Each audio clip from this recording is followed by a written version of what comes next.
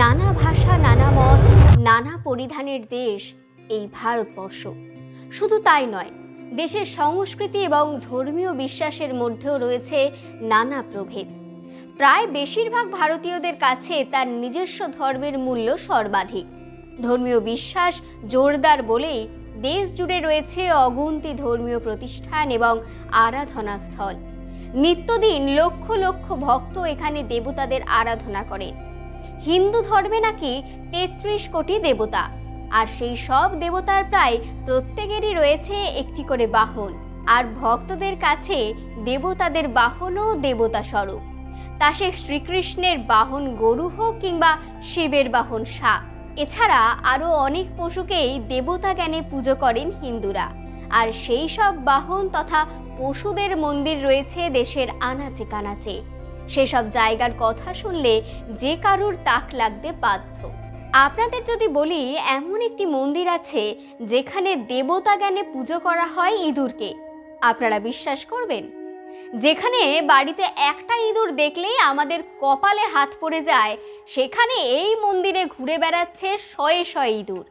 আগে হ্যাঁ, ঠিক এই ঘটনায় ঘটছে একটি মন্দিরে। জীবন্ত পশমের জঙ্গলে মার্বেল মেঝে ঢাকা, কালো সাদা মার্বেলের মেঝেতে ঘুরে বেড়াচ্ছে অসংখ্য ইঁদুর।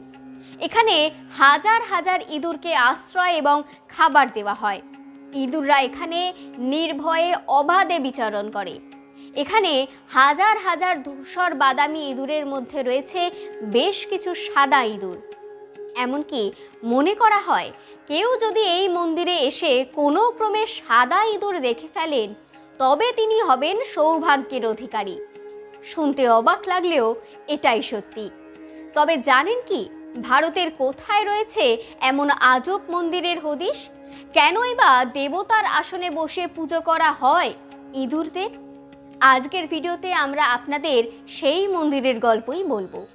মন্দিরটি রয়েছে রাজস্থানের বিকানের শহর থেকে প্রায় ৩০ কিলোমিটার দূরে। কর্ণী মাতার মন্দির।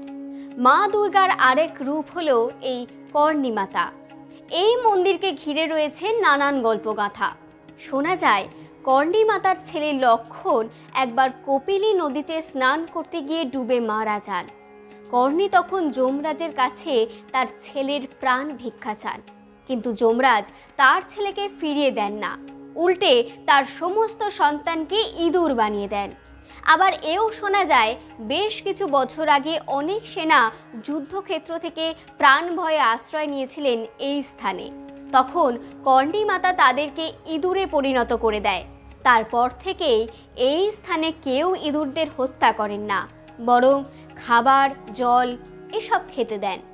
এই মন্দিরে যদি কোনো ইঁদুর মারা যায়, তাহলে তার সমান ওজনের সোনা কিংবা রূপো দিয়ে পুনরায় একটি ইঁদুর বানিয়ে দেন ভক্তরা। তবে এই শহরের বাসিন্দাদের মধ্যে আরও একটি মত প্রচলিত আছে। তারা মনে করেন মৃত্যুর পর সকলেই নাকি এই মন্দিরে ইঁদুর রূপে জন্মগ্রহণ করেন। বর্তমানে এই মন্দিরে ইঁদুরের সংখ্যা প্রায় ২০ থেকে ৩০ হাজার। এখানে ইঁদুরদের ভোগ হিসেবে দেওয়া হয় দুধ ছাড়াও নাড়ু এবং মিষ্টি। ইঁদুরের প্রতি ভক্তি থেকেই দর্শনার্থীরা ইঁদুরের উচ্ছিষ্ট খাবার খাওয়ার জন্য লাইনও দেন। প্রতি বছর মার্চ থেকে এপ্রিল এবং সেপ্টেম্বর থেকে অক্টোবর মাসে এই মন্দির সংলগ্ন জায়গায় বিশাল বড় মেলা বসে। দেশ বিদেশ থেকে লোকের সমাগম হয় এখানে। বিশ্বাসের জোরে এখানে অসম্ভব সম্ভব হয় এক নিমেষে।